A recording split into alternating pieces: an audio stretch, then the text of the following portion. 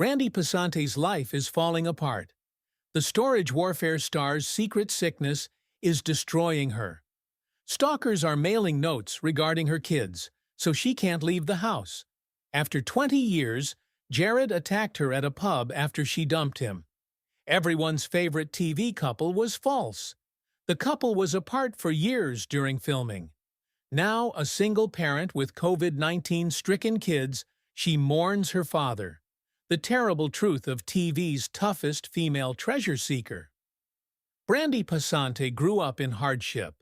Born in 1980 in Texas, her childhood was chaotic. She was serious when she called it chaotic. Brothers were harsh on her. She attributes her toughness to being beaten by them. Neither was she loud or outgoing. She admitted to giving individuals filthy glances to keep them away. She was influenced by her shyness and grit. Her childhood wasn't enjoyable or dreamy, about survival. She was inspired to offer her children a better existence after those hard years. Survival wasn't easy. Brandi worked any job she could find before appearing on TV. She started babysitting and then waitressing. Money was never enough. At 23, she became a mother, making things worse. Every dollar counted. Every bill worried me. That stress left a mark, and Brandi carried money concern for years. She confessed she still had those old anxieties despite her success, but it made her sharper and more cautious. She was careful with storage war bids because of this. She was cautious while others gambled. Strategy and survival instinct were involved. Brandi was 19 when she started working as a carpet cleaner in California in 1999. Another payday, nothing spectacular. At that point, everything changed. She met Jared Schultz there. The manager admitted to being a jerk to employees. He received notes on his truck from friends, encouraging him to be better to Brandi. Their romance started without flames. Jared persisted in like her. Brandi wasn't impressed. She joked he persisted and wore her down. Their flirting violated company policy, yet they continued. That small job grew. 2 kids, a decades-long partnership, and reality TV fame. After carpet cleaning, Brandi and Jared tried mortgages, which failed. Jared's aunt suggested storage auctions. It was risky, but they had nothing to lose. With little money, they bid on old storage lockers, dug through forgotten items, and sold what they could. The venture became their first thrift store. Occasionally, Orange County residents did it themselves. Buying, hauling, selling, occasionally losing money. Not rich, they grinded. It provided them a modest spotlight. Eventually, the cameras found them. Storage Wars producers met Jared at an auction and saw enthusiasm, but no celebrity. 8 months later, they saw Brandi in the thrift store. That ended it. After asking if she wanted to be on TV, the pair wasn't sure. They had kids. They lived. They didn't seek fame. It arrived on their porch. They feared TV would harm their kids and relationship. They weren't actors. A real couple with real problems. However, they took the risk, which changed everything. Brandi Passante and Jared Schultz were unprepared for Storage Wars when it premiered in December 2010. Producers called them youthful guns. However, they felt more like outsiders. Other set members seemed like they'd been doing this for years. Veteran purchasers knew antiques, possessed tools, and had contacts for speedy resales. Brandi and Jared could not compare. They managed a little Orange County thrift business. The strain of storage auctions, where you had seconds to decide whether to spend hundreds of dollars on a dusty locker you couldn't see, surprised them. Their first day was hell. Brandi later stated that they had to bid, win, empty, and clean the unit. No breaks, no aid, just them sweating to look assured in front of the cameras. They almost left, but something kept them. Maybe stubbornness? Maybe not wanting to look stupid on national TV? Everything changed with the triumph. An unassuming locker was one of their early bets. some metal boxes and antique furniture. Veterans passed it by. Despite the risk, Brandy and Jared paid $1,100. They opened one box at their business and found a beautiful collection of old silver coins. Some from the late 1800s were well labeled and structured. After appraisal, the collection was valued over $13,000. That changed their status from doubtful to recognized. They ceased being filler characters, and the cast and audience noticed. The producers initially felt Brandy and Jared would be underdogs, not intended to win. But as they filmed, the crew saw something special. Brandy's sarcasm complemented Jared's impulsivity. Their dialogue felt authentic. There was no script. Their viewers loved them. The camera teams concentrated on them by the third episode. Test audiences agreed. They engaged viewers, especially younger ones. The producers noticed. Brandy and Jared gradually took over the show. They even had a spin-off. Not everyone liked their ascension. Dave Hester, the show's loudest and most pushy buyer, disliked them from the outset. He told producers they were there for show and didn't belong.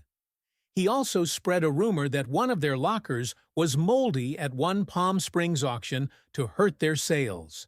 His 2012 lawsuit against A&E made matters worse. In his case, he named Brandy and Jared and accused the manufacturers of spreading vital information. That strategy failed. The network increased Brandy and Jared's screen time and briefly removed Hester. Brandy didn't always look like a risky treasure hunter. Many of her biggest successes came from lockers others considered rubbish. She paid $1,900 for a Long Beach storage facility alone in 2013. Though small, what she found within turned that risk into a $6,000 reward. Unexpectedly, an antique Japanese Hamlet piece was worth $7,500. She fought Dave Hester over a dusty old locker she bought for $230 that year. It appeared useless, yet inside was mint-condition Star Trek memorabilia with William Shatner's signature. That small bet earned $4,000. Brandy could recognize value others missed. In Huntington Beach, she bought 3 lockers people passed. She spent $1,000 despite the barren shelves, trusting her gut. She made $6,640 from that choice. But Koreatown was the worst. Perhaps not initially. Jared bid in her name to prank her. He won 7 lockers and spent $2,825. Brandy was mad, until she found $2,500 in unique teacups and jewels. Suddenly, that prank felt better. Next was Inglewood Locker. She paid $700, found $2,000 in jewels, and $200 in dinosaur-themed objects. Her instincts repeatedly proved right. Even against Renee and Casey, she stayed sharp. She made $3,000 on a locker others derided after spending $950. Storage Wars fame made her famous and changed their lives. Brandy and Jared ran Now and Then, a modest Orange County second-hand store, before the show. After appearing on TV, business surged. Fans flocked to see them. The shop was full. They needed extra workers to keep up. The 4th season saw their modest shop develop so much that they launched a second in Long Beach. In interviews, they admitted their lifestyle changed. Jared stated they were living better, and Brandy said she finally had enough money to employ help, to juggle work and family. Once, things were thriving. The rush doesn't always last. The Long Beach location closed in 2014. 2 years later, the original store shuttered. After the cameras stopped rolling, a modest firm that became a brand disappeared. Behind the scenes, drama continued. Storage Wars debuted in 2010, with Brandy earning $2,000 per episode. Though decent, she became one of the show's major stars. Her remuneration didn't reflect her burgeoning fame. Her spin-off profits reached $12,000 each episode by 2014. However, reports claimed that Jared was earning about $58,000 a month. Brandi was upset. She resisted, requesting equal pay. It was terrible because the producers initially didn't want her on the show. They only wanted Jared. Brandi immediately became the breakout star, making the pay gap appear insulting. The bombshell followed. Dave Hester sued in 2012, alleging that the producers paid for Brandi's breast augmentation surgery to improve ratings. That lawsuit claimed some cast members earned $800,000 a season. When she and Jared departed the show, they made $15,000 each episode. That was over 7 times her starting point. Brandi went from a novice with no auction experience to a reality TV star who fought for her rights. Brandi Passante and Jared Schultz soared. Storage Wars fans loved them in 2013. Their chemistry was electrifying. Their fighting was fun. Their occasional resale store in Orange, California, proved successful. Going bigger was their choice. They established another Long Beach location on March 10th. The big opening was block party-like. Ribbons were cut, food trucks lined the street, a DJ played music, and fans flocked to see their favorite reality TV couple. It seemed certain. They were stars. The time was ideal. It wasn't.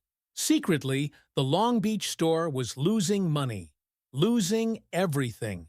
From the start, the business lost money. Jared said it was all right, but it wasn't. Store was sinking fast. Over a year later, Storage Wars revealed the facts in 2014. Jared, extremely sad, told their staff they had to close. "We cannot fund this losing store," he replied. Some workers lost hours, others employment. They had nowhere to store new inventory from their truck. The doors were locked. Everything had to be orange again. They were deeply indebted. Still, A and E saw a chance to continue the story.